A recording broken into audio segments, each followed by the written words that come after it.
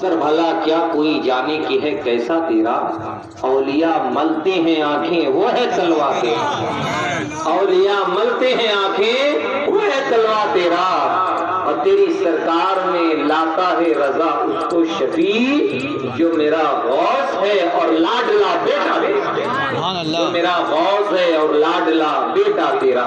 محترم حضرات، شاعر نے بڑی اچھی بات کہی ہے کہ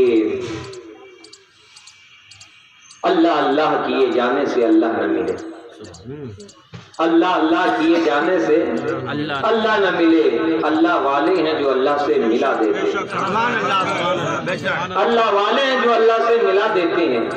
بہت سارے ایسے بندے ہیں جو پوری زندگی نماز پڑھا انہوں نے، لیکن ان کی دل بھی روشن نہیں ہوئے، چہرہ بھی روشن نہیں ہوا، بہت عمدہ۔ اور کچھ ایسے بھی بندے جو اللہ کے ولیوں کی صحبت میں پل بھر کے لیے بیٹھے، ان کا دل بھی روشن ہو گیا، چہرہ بھی روشن، سبحان اللہ سبحان اللہ، بے شک پورے زمانے میں روشن ہو گئے۔ سرکار غوث الاعظم کا ایسا دربار ہے کہ چور آتا ہے وہ ولی بن جاتا ہے، ان اولیاء اللہ کا ایسا دربار ہے کہ گنہگار آتا ہے تو پرہیزگار بن جاتا ہے، سبحان اللہ سبحان اللہ، ادنا آتا ہے تو اعلیٰ بن جاتا ہے، بے شک ذرہ آتا ہے تو ستارہ بن جاتا ہے، بے شک۔ میرے محترم بزرگ اور دوستو، اپنی قسمت پر ناز کرو، اپنے مقدر پر ناز کرو کہ اللہ تبارک و تعالیٰ نے ہمیں ولیوں کے سائے میں زندگی گزارنے کا موقع دیا۔ آمین۔ غوث الاعظم کے دربار کے ہم لوگ کتے ہیں، بے شک، کہ کہنے میں ہمیں کوئی شک شبہ نہیں۔ کئی لوگ اپنے آپ کو کتا کہتے ہیں، ارے بھائی ہم کہیں تو کیا ہوا، بڑے بڑے بزرگوں نے اپنے آپ کو لکھا ہے، الحمدللہ۔ ہم بھکاری ہیں سرکار غوث الاعظم کے دربار اور ان کی دربار اور ان کے معاملات اور ان کی تمام چیزوں کا ذکر پوری زندگی کیجئے، ان کا چرچا ختم نہیں ہوگا، بے شک۔ چرچا کرنے والے کتنے ختم ہو گئے، اور چرچا کر کے ان پر مر مٹ کر اپنے نام کو روشن کر لیا، چرچا ختم نہیں ہوا۔ اور کچھ مٹانے والے تو مٹ گئے لیکن ان کا نام و نشان نہیں مٹا، بے شک۔ مٹانے کے لوگ ابھی بھی کوشش کر رہے ہیں، کل نبی کے زمانے میں نبی کو مٹانے کی کوشش کر رہے تھے، ابو جہل مٹ گیا، ابو لہب مٹ گیا، عتبہ مٹ گیا، شیبہ مٹ گیا، جتنے مٹانے والے مٹ گئے، نبی باقی، کل بھی نبی زندہ تھے، آج بھی نبی زندہ۔ آئے حسین پاک کے دور میں مٹانے والے، حسین کو مٹانے کے لیے یزید آیا، یزید کا لشکر آیا، یزید بھی مٹا، لشکر بھی مٹا، یزید کی اولادیں بھی مٹ گئی، لیکن اس کے کچھ چیلے رہ گئے، اس کے کچھ چیلے رہ گئے۔ اور ہر زمانے میں شیطان کے چیلے رہتے ہیں، اور ان کا مقصد ہی یہی ہے، کیونکہ ابلیس نے اللہ سے وعدہ کر رکھا ہے، مولا میری ذریت کو باقی رکھنا، میری اولادوں کو باقی رکھنا۔ کہا کیوں؟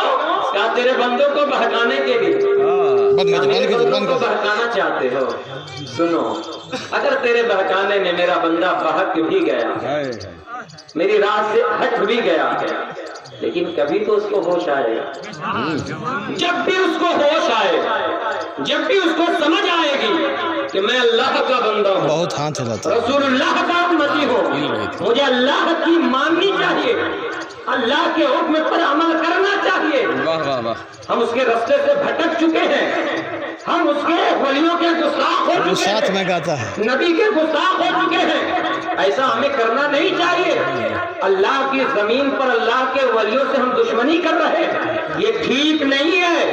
اگر ان کو ہوش آ جائے، سمجھ آ جائے، میرے ولیوں کے دربار میں آ کر توبہ کر دے، میری بارگاہ میں آ کر جھک جائے اور سچے دل سے توبہ کر لے، تو ہم ایسے رحیم ہیں، ہم ایسے کریم ہیں کہ ہم اس کے تمام گناہوں کو معاف کر دیں گے۔ لیکن اگر تیری طرح کڑ جائے گا، اے ابلیس سن لے، میرے بندوں میں سے جو تیری راہ پر چل جائے اور چل کر اگر توبہ کر لے، کیا بات ہے، اس کو ہوش آئے اور تیری راہ سے ہٹ کر پھر میری راہ میں آ کر تیری راہ پر جو اڑا رہا، بزرگوں سے لڑتا رہا، ولیوں کی گستاخی کرتا رہا، ولیوں کی شان میں بے ادبی کرتا رہا، غوث الاعظم پر اعتراض کرتا رہا، غریب نواز پر اعتراض کرتا رہا، اولیاء اللہ پر اعتراض کرتا رہا، اولیاء اللہ کے غلاموں کو ستاتا رہا، سبحان اللہ، اولیاء اللہ کے غلاموں کو ستاتا رہا، تو پھر یاد رکھنا ابلیس، نہ تیرا ٹھکانہ جنت میں ہوگا، نہ تیری اولاد کا ٹھکانہ جنت میں ہوگا، تیرا ٹھکانہ جہنم۔ تجھے تیری راہ پر چل کر اڑ گیا، اس تمہارے ساتھ وہ بھی جہنم میں جائے گا۔ تو اللہ نے ایک آفر دیا ہے کہ اگر کوئی شیطان کے بہکاوے میں بہک جائے، پھر اس کو سمجھ آئے کہ نہیں اللہ کے ولیوں سے، اللہ والوں سے بغاوت نہیں کرنا چاہیے، تو پھر اللہ والوں سے معافی مانگے، اللہ کے ولیوں کے دربار میں آئے، توبہ کرے، ان کا غلام بن جائے۔ اللہ کہتا ہے کہ اگر وہ چور بھی ہوگا تو ولی بنا دیں گے، چور بھی ہوگا تو ولی بنا دیں گے۔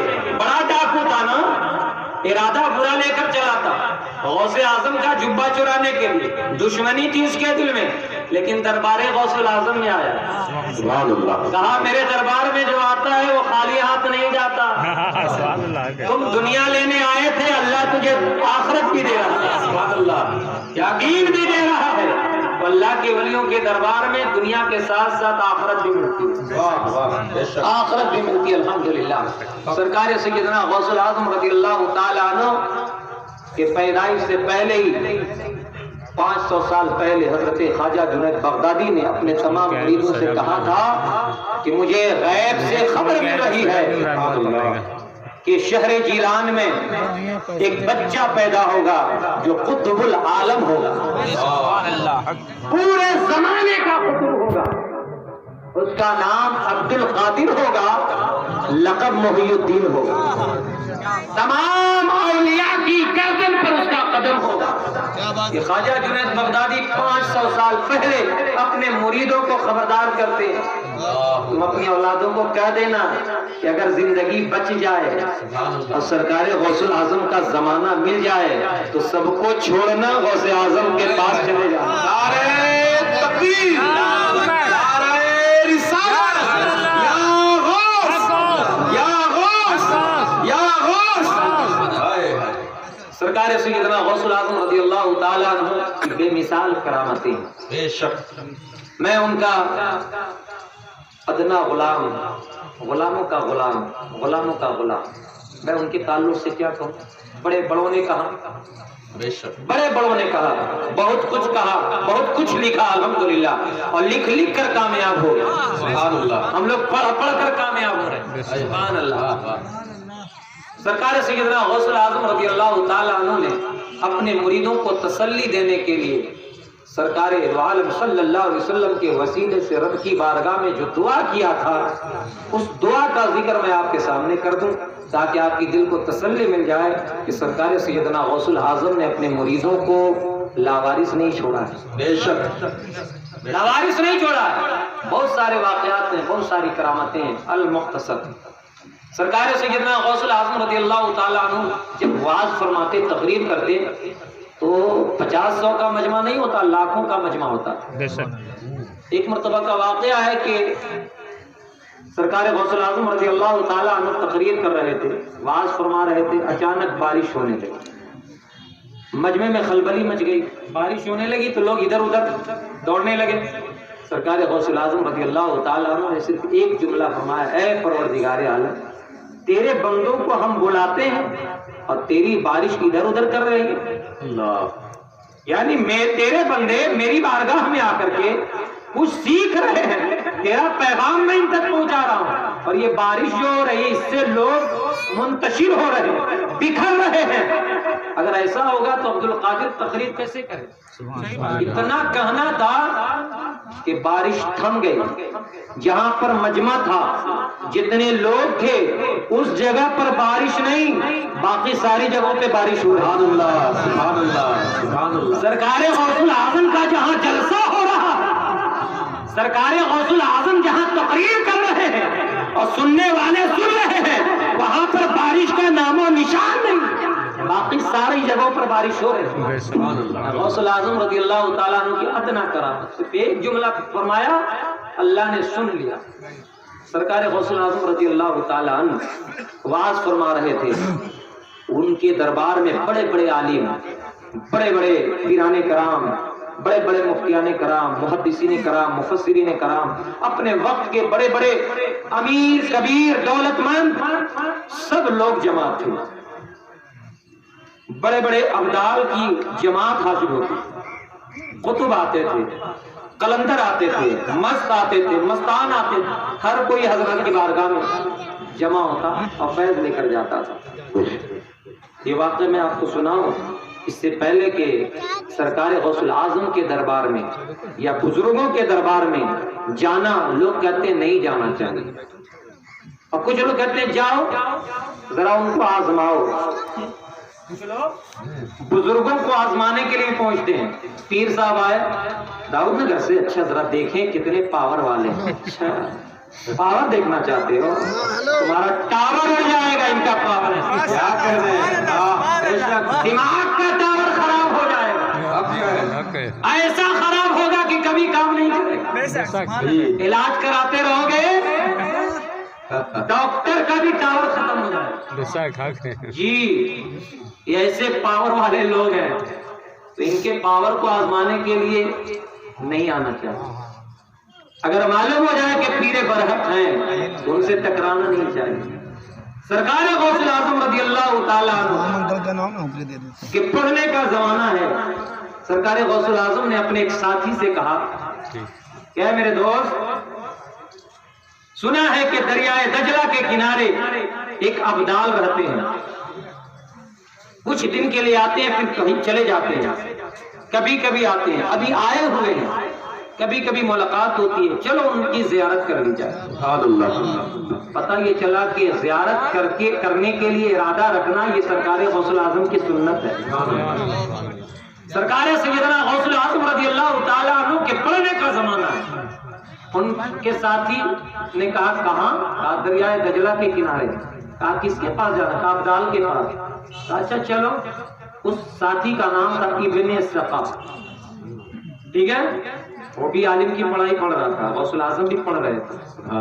اس نے کہا چلو دیکھتے کتنا پاور ہے ان کے اندر، میں ان کو آزماؤں گا، میں ان سے سوال کروں گا، اور ایسا سوال کروں گا کہ سوال کرتے ہی وہ چکرا جائیں گے۔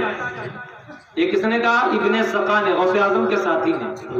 غوث الاعظم نے منع کیا، میرے دوست ایسا برا ارادہ کر کے مت جاؤ، بزرگوں کی بارگاہ میں اچھے ارادے کے ساتھ جانا چاہیے۔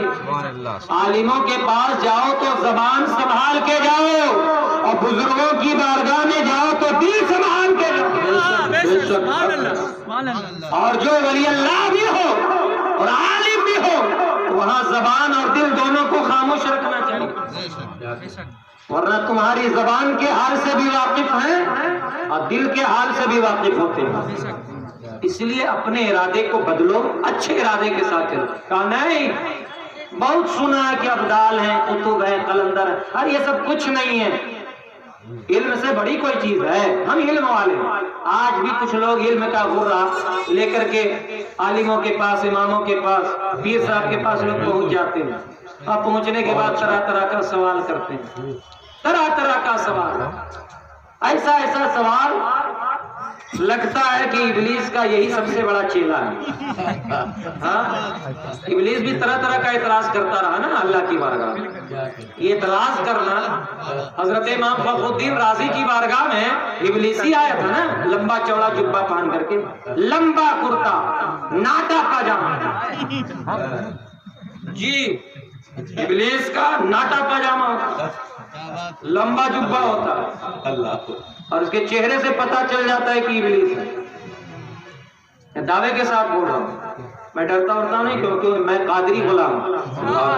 قادری غلام ڈرتے نہیں اب کسی بھی معاملے میں، اگر رنگ میں آ جائیں گے نا تو ہمارے پاس تو کچھ نہیں، ہمارے پیروں کے پاس بہت کچھ۔ اگر ہم نے دعویٰ کر لیا اور کسی نے کہا اس دعویٰ کرنے والے کے پاس کچھ تو ہے نہیں، بڑا دعویٰ کر کے بڑا کھڑا ہو گیا ہے، تو میاں ہم تو کھڑے ہو گئے ہیں، لیکن میرے پیچھے جو ہے نا کیا بات، وہ بہت پاور والے لوگ ہیں. ایک ایسے ہی عام آدمی، اس کو لوگ دیوانہ کہتے تھے، ہوٹل پہ کھڑا ہو گیا، کہا کہ دیکھ کھلا مجھے ورنہ تیری ہوٹل میں آگ لگا دوں گا. تو ہوٹل والے نے کہا تھوڑا رکو تب دیتا ہوں. گا نہیں جلدی کر. تو ادھر سے ایک اللہ کے ولی جو سالک بزرگ تھے، جن کو سارا زمانہ جانتا تھا کہ اللہ کے ولی، وہ کھڑے ہو کر سن رہے تھے. کہا اس کے اندر پاور کیا ہے، ذرا دیکھیں. یہ دعویٰ کر رہا ہے کہ ہم تمہاری آگ میں دکان میں آگ لگا دیں گے، ذرا اس کا پاور دیکھیں. تو اللہ کے ولی نے اس کے اندر جھانک کر دیکھا تو دیکھا کچھ نہیں. دیکھا کہ کچھ نہیں. کہا اس کے پیر میں کچھ ہوگا، دیکھا پیر میں بھی اتنا کچھ نہیں ہے. کہا اس کے پیر میں دیکھیں. جب اس کے پیر میں دیکھا تو وہ جلال میں کھوئے ہیں اور کہتے ہیں کہ اگر تو نے کہہ دیا تو آگ لگ جائے. سبحان اللہ سبحان اللہ. الحمدللہ ہم غلامان غوث اپنی بات اگر بڑی کر لیتے ہیں تو اس بھروسے سے کرتے ہیں کہ میرے پیر کے پیر بڑے پیر، روشن ضمیر، سبحان اللہ، سب کے دستگیر، میروں کے میر، سب کی خبر لینے والے، سبحان اللہ، اپنی ہتھیلی میں پوری دنیا کو اس طرح سے دیکھتے ہیں جیسے رائی کا دانہ دیکھتے ہیں. سبحان اللہ. بزرگوں نے بہت کچھ لکھا ہے سرکار غوث الاعظم کے حوالے سے. میری بات نہیں ہے، یہ بڑوں کی بات میں کر رہا ہوں. تو الحمدللہ ہم لوگ جو کہتے ہیں تو کچھ سوچ سمجھ کر کہتے ہیں ہمارے پیرانے کرام میں پاور ہے. بھائی پاور ہے تو پاور والوں سے ٹکراؤ مت ورنہ ٹاور خراب ہو جائے گا. اور ٹاور جب خراب ہو جائے گا تو زمانے میں در در کی ٹھوکر کھاؤ گے، کوئی کتے برابر بھی نہیں پوچھے گا، کتے برابر نہیں پوچھے گا. اس لیے دل اور زبان کو سنبھال کر کے اللہ والوں سے ٹکراؤ، اللہ کے غلاموں سے زیادہ الجھو مت، ورنہ یہ غلام جو اپنے آقا کی بارگاہ میں عرضی لگا دے گا نا تو آقا ہر وقت اس بات کے منتظر ہیں. اور سرکار غوث الاعظم نے فرمایا ہے کہ میرا غلام اگر پورب میں ہو اور میں پچھم میں ہوں اور مرید کو کوئی پریشانی آ جائے، مصیبت آ جائے اور مرید مجھے یاد کرے تو میں پچھم سے پورب پہنچ کر اس کی دستگیری میرے مرید کا سطر کھل جاتا ہے تو اس کے سطر کو چھپانے کے لیے میں حاضر ہوں. یہ میرے سرکار غوث الاعظم نے فرمایا. الحمدللہ ہماری عزت، ہمارا وقار، ہماری لاج سرکار غوث الاعظم کے دستے مبارک میں. سرکار غوث الاعظم نے پڑھنے کے زمانے میں فرمایا کہ اللہ کے ولیوں کی بارگاہ میں اچھے ارادے سے جاؤ، برے ارادے سے جاؤ گے تو برباد ہو جاؤ گے، تمہارا علم ختم ہو جائے گا، عزتیں مٹ جائیں گی، نام و نشان ختم ہو جائے گا. کہا نہیں میں تو سوال کروں گا. اچھا صاحب چلو. سرکار غوث الاعظم نے کہا کہ میں تو اس ارادے سے جا رہا ہوں تو اللہ کے ولی ہے، مجھے اپنے فیضان سے مالا مال کریں گے. بس میں اس ارادے سے جا رہا ہوں کہ اللہ کے ولی ہے، وہ اپنے فیضان و کرم سے مجھے مالا مال کر دیں گے. تم جس ارادے سے جا رہا ہو چلو دیکھتے ہیں کیا ہوتا ہے. دونوں پہنچے. وہ اللہ کے ولی وقت کے ابدال سر جھکائے بیٹھے تھے. اچانک نگاہ اٹھاتے ہیں اور کہتے ہیں کہ اے ابن سقاف، تو مجھ سے ایسا ایسا ایسا سوال کرنے آیا تھا. تو مجھ سے ایسا ایسا ایسا سوال کرنے آیا تھا. بہت بڑا علم والا ہے، سوال کر. جب اتنا کہا تو اس کے دل کے اندر جتنا علم تھا سب ختم. اب اس کی زبان نہیں چل رہی ہے، گھبرایا، پریشان ہوا. اس کے دل کے اندر جتنے سوالات تھے سب ختم ہو گئے، سلب کر لیا اللہ کے ولی نے. میں دیکھ رہا ہوں. پھر فرمایا کہ تو نے اللہ کے ولی کی بے ادبی اور گستاخی کی ہے، اس کی سزا تجھے یہ ملے گی کہ میں دیکھ رہا ہوں کہ دنیا تیرے کانوں کے لو تک پہنچ چکی ہے. یعنی تو دنیا دار عالم بنے گا، تو دنیا دار عالم بنے گا. اور ایک اور شخص تھا، اس نے بھی ارادہ کیا تھا. اس سے کہا کہ تو مذہب اسلام پر تمہارا خاتمہ نہیں ہوگا، کسی اور مذہب پر تمہارا خاتمہ. یہ دونوں کو کہنے کے بعد سرکار غوث الاعظم کی طرف محبت کی نگاہ سے دیکھتے ہیں، کہتے ہیں عبد القادر تم نے اچھے ارادے کے ساتھ اپنے آپ کو میرے قریب کیا ہے، آؤ میرے سینے سے لگ جاؤ۔ سبحان اللہ، سینے سے لگایا اور کہا میں دیکھ رہا ہوں کہ ایک زمانہ آئے گا، جوانی تیری ہوگی، منبر تیرا ہوگا، مسجد تیری ہوگی، زمانہ تیرا ہوگا اور تیرا قدم تمام اولیاء کی گردن پر۔ سبحان اللہ، نعرہ تکبیر، نعرہ رسالت، نعرہ تکبیر، نعرہ رسالت۔ سرکار غوث الاعظم کے تعلق سے جیسا فرمایا ابدال وقت نے، ویسا زمانے نے دیکھا کہ سرکار غوث الاعظم نے اعلان فرمایا اپنی جوانی میں کہ میرا قدم تمام اولیاء کی گردن پر ہے۔ اور پھر اس تاریخ کو مورخ نے لکھا کہ ابن سقا دنیا دار عالم بن گیا، دیندار نہیں، دنیا دار عالم بنا، دنیا اس کے کان تک پہنچ چکی، اور جس کے تعلق سے کہا تھا کہ تیرا خاتمہ ایمان پر نہیں ہوگا، وہ عالم تو بنا لیکن کسی عیسائی لڑکی کی خوبصورتی پر فدا ہو گیا، اور جب فدا ہو گیا تو عیسائیوں نے کہا تجھے اپنا مذہب چھوڑنا ہوگا، کہا چھوڑنا گوارا ہے لیکن عیسائی لڑکی سے شادی کروں گا۔ اس نے شادی کر لیا، اپنے دھرم کو چھوڑ دیا اور چھوڑ کر کے عیسائی مذہب پر وہ اپنی زندگی کو برباد کر دیا۔ کیا سبق ملا؟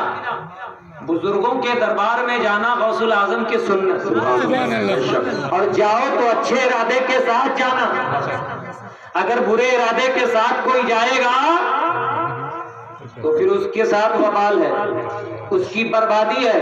کسی کی بربادی پتہ چل جاتی ہے، کسی کی پتہ نہیں چلتی، وہ اندرے اندرے گھٹتا ہے، اندرے اندرے پریشان رہتا ہے۔ کولرا کی بیماری، اندر سے وہ اتنا پریشان ہوتا ہے کہ وہ کہتا ہے اللہ کی بارگاہ میں اللہ جلدی اٹھا لے، اتنا پریشان ہوتا ہے۔ تو اللہ کے ولیوں کی شان میں جو گستاخی بے ادبی کرتے ہیں یا اللہ کے ولیوں کے غلام سے جو ٹکراتے ہیں، ان کا زمانے میں برا حشر ہوتا ہے۔ زمانے نے دیکھا ہے امام حسین سے ٹکرانے والا یزید برباد ہو کر گیا، غوث الاعظم سے ٹکرانے والے زمانے میں برباد ہو گئے، خواجہ غریب نواز سے ٹکرانے والا جوگی جے پال بہت بڑی طاقت کا استعمال کیا، لیکن اس کی طاقت، اس کی جادوگری، اس کا تمام حربہ، اس کا تمام کا تمام سلفی علم بیکار ہو گیا، برباد ہو گیا، کالا علم ختم ہو گیا، ہے نا؟ کالا علم ختم ہو گیا، آسمان پر اڑ کر کے بھی سرکار غریب نواز کی جوتیوں سے لپٹ گیا، کہا میرا نکلے۔ اور اس زمانے کا جو راجہ تھا پرتھوی راج چوہان، زمانے نے دیکھا کہ کتنا وہ پریشان ہوا، اس کی حکومت چلی گئی۔ کیوں چلی گئی؟ غریب نواز سے ٹکرایا تھا۔ اللہ کے ولی سے جو ٹکراتا ہے وہ برباد ہو جاتا ہے۔ خواجہ قطب الدین کو پریشان کرنے والے دلی کی سرزمین پر کچھ لوگوں نے بہت سارا معاملہ بنایا اور خواجہ قطب الدین پر الزام تک لگا دیا، ہے نا؟ ایک عورت کو کھڑا کر دیا، ان کے پیٹ میں جو بچہ ہے وہ قطب الدین بختیار کاکی کا ہے۔ اتنا بڑا الزام خواجہ قطب الدین بختیار کاکی پر لگا کر کے لوگ مسکرا رہے تھے کہ اب کیا ہوگا اللہ کے ولی کا، اب تو بوریا بسترا یہاں سے بگانے والا ہے، دلی سے اس کا ٹھکانہ ختم۔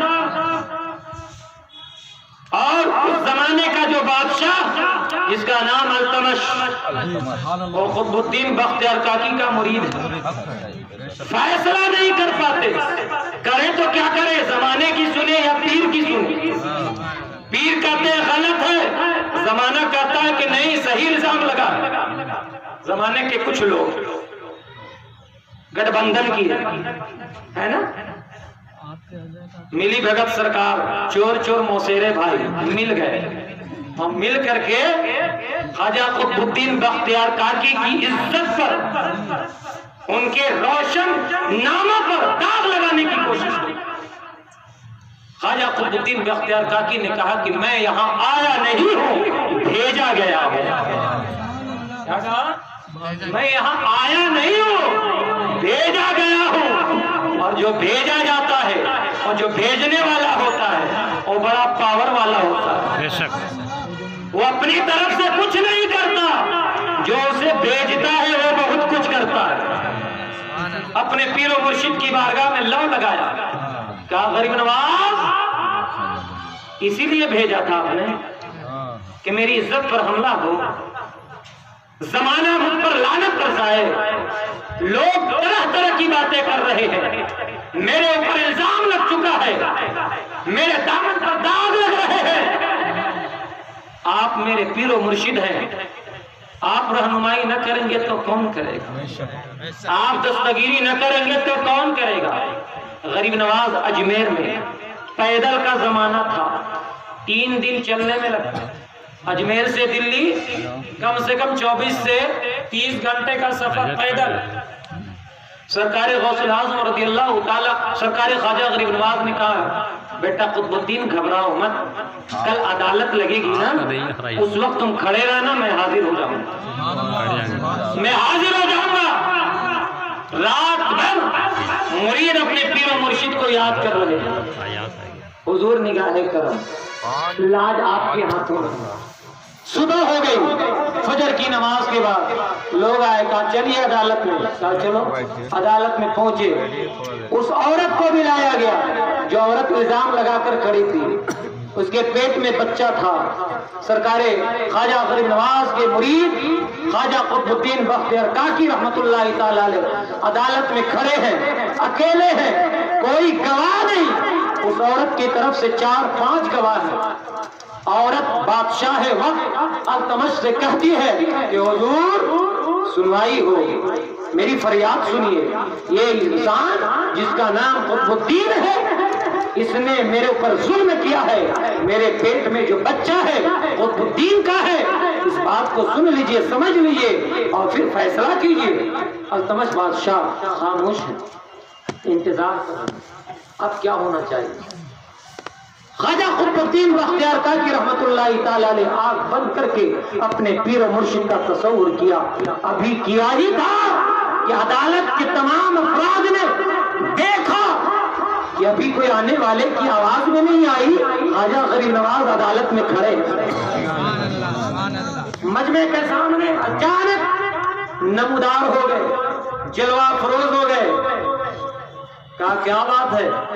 التمش بادشاہ کھڑے ہو گئے، دادا پیر تھے نا، کھڑے ہو گئے، کہا حضور ایسا ایسا معاملہ ہے۔ کہا کون گواہ ہے؟ کہا یہ گواہ ہے، یہ عورت ہے، الزام لگا چکی ہے۔ کہا ٹھیک ہے قریب کرو۔ عورت قریب آئی، اے عورت کیا کہتی ہو؟ کہا کہ بس اتنا کہتی ہوں جو کل کہہ رہی تھی آج کہہ رہی ہوں۔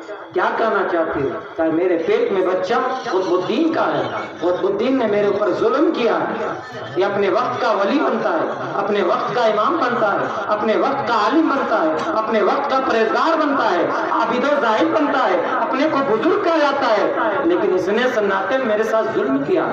کہا سچی بات کر رہی؟ کہاں سچی بات ہے؟ گواہ کتنے؟ کہا اتنے سارے گواہ۔ اے گواہ ہو، تم گواہ ہو؟ کہا ہاں گواہی دے رہے ہیں اس بات کی کہ اس پر ظلم ہوا ہے۔ کہا تو پھر ٹھیک ہے گواہ بن جاؤ، گواہ اس بات کے بن جاؤ اور سامنے کھڑے ہو جاؤ، پھر دیکھو کس کی گواہی کام کرتی ہے۔ سب کو کھڑا کیا، عورت سامنے کھڑی ہے، خواجہ غریب نواز رحمت اللہ تعالی علیہ نے شہادت کی انگلی اٹھائی، عورت کے پیٹ کی طرف اشارہ کیا، کہا اے عورت کے بچے تو ماں کے پیٹ میں ہے، تو ہی صحیح بتا کہ قطب الدین کی تو اولاد ہے یا کسی اور کی اولاد ہے؟ کس کی اولاد ہے تو بتا، فیصلہ تجھ سے ہو جائے گا۔ اتنا کہنا تھا کہ ماں کے شکم میں پلنے والا بچہ ماں کے پیٹ میں بولتا ہے غریب نواز میری ماں نے غلطی کی ہے،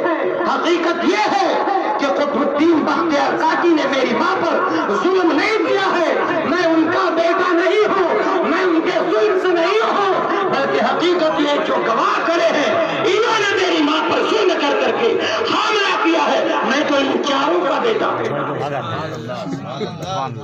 میں ان گواہوں کا دیتا ہوں. قطب الدین میرا باپ نہیں, یہ میرے 4-5 جو کھڑے ہیں نا, یہ باپ ہے. التمش بادشاہ جلال میں آ جاتا ہے. دکھا دیا زمانے کو غریب نواز نے. قطب الدین جب تک تیرا پیر زندہ رہے گا تیری عزت کی حفاظت کرتا رہے گا. اور یہی فرمان عالی شان ہر پیر کامل کا ہوتا ہے. اپنے مریدوں سے فرماتے ہیں, مریدوں گھبرانا نہیں, اس دنیا میں بھی اور اس دنیا میں بھی تیری لاج بچانے کے لیے غوث الاعظم زندہ ہے.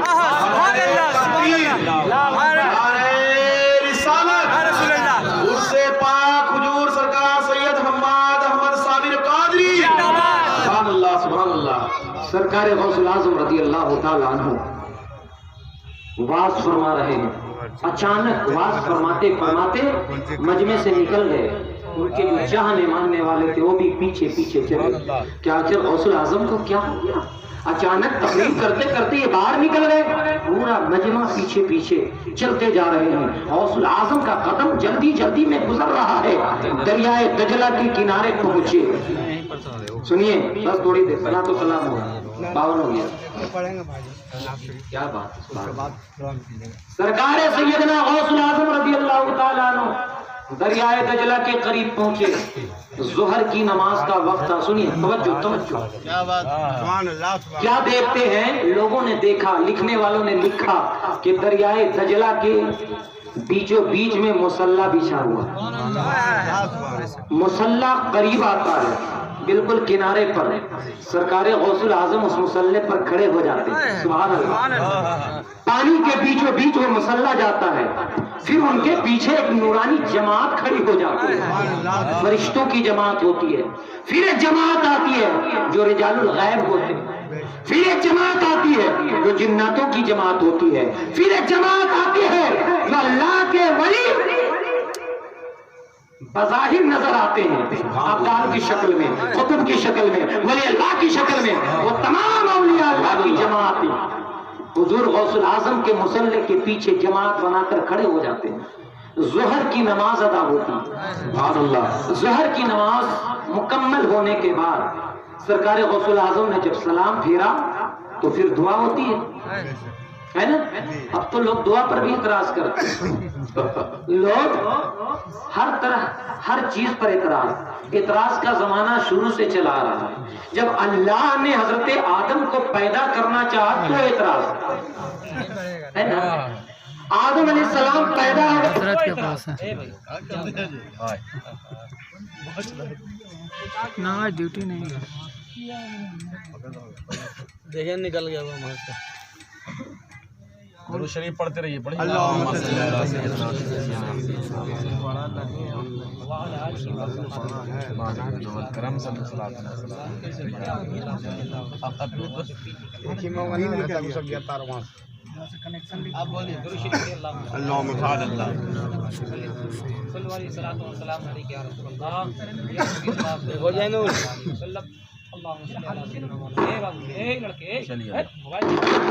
نیچے بیٹھو.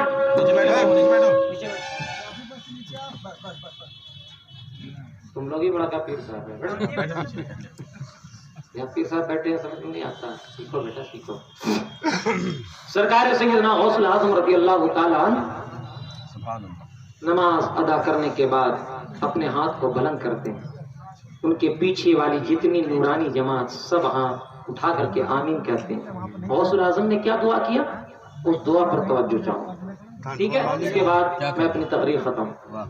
پھر اس پر ناز کرو. سرکار غوث الاعظم نے کیا دعا کیا ہے, پروردگار عالم تیری بارگاہ میں حضرت محمد مصطفیٰ صلی اللہ علیہ وسلم کو وسیلہ بنا کر کے یہ دعا کرتا ہوں مولا کہ جو بھی میرا مرید ہے. لکھنے والوں نے کتابوں میں لکھا ہے کہ غوث الاعظم کی آواز جو آئی, کیونکہ غوث الاعظم کی آواز معمولی آواز نہیں تھی، لاکھوں کے مجمع میں بغیر مائک کی آواز پہنچتی. ابھی نہ مائک کا زمانہ ہے جی. غوث اعظم کے مجمع میں 1,00,000 2,00,000 4,00,000 آدمی ہوتے تو جو پہلی صف میں آواز سنتا تھا جس طرح کی، اسی طرح کی آواز پیچھے والے کو بھی ملتی تھی. ایک جیسی آواز. سننے والوں نے سنا. غوث اعظم نے دعا کیا، پروردگار عالم حضرت محمد مصطفیٰ صلی اللہ علیہ وسلم کے وسیلے سے دعا کرتا ہوں، مولا جو میرا مرید ہے اور میرے مرید کا مرید ہے اور میرے مرید کا مرید ہے، بولیے سبحان اللہ، یعنی جو میرے سلسلے کا ہے، میں اس کے لیے دعا کرتا ہوں مولا جب بھی اس کی موت آئے تو موت سے پہلے وہ توبہ کر لے. دعا فرمائی کہ جو بھی میرا مرید مرنے سے پہلے وہ توبہ کر جائے، یعنی اس کا خاتمہ توبہ کے بعد ہو، ایمان پر خاتمہ نصیب ہو. دعا فرمائی. تھوڑی دیر کے لیے خاموش رہے غوث اعظم. غیب سے آواز آئی، عبد القادر تو نے دعا کی ہے، تیری دعا رب کی بارگاہ میں رد نہیں ہوتی، اور تو نے جن کے وسیلے سے دعا کی ہے، ارے ان کے وسیلے سے تو حضرت آدم کی توبہ بھی سنی. آج تیری دعا تیری دعا اللہ کی بارگاہ میں مقبول ہوئی. اور جا جو تیرے سلسلے کا ادنا سے ادنا گنہگار سے گنہگار مرید ہوگا، جب بھی مرے گا مرنے سے پہلے اپنے گناہوں سے توبہ کر جائے اور اس کا خاتمہ ایمان پر نصیب. یا رسول اللہ. عرس سید شاہ احمد احمد صاحب القادری نعرہ حیدری فیضان غوث اعظم. تو حضرات سرکار غوث اعظم کی دعا اللہ کی بارگاہ میں مقبول ہو چکی ہے. اب جو بھی قادری ہو کر مرے گا وہ بے ایمان نہیں مرے گا، وہ بے ایمان نہیں مرے گا، ایمان والا ہو کر مرے گا، توبہ کر کے مرے گا.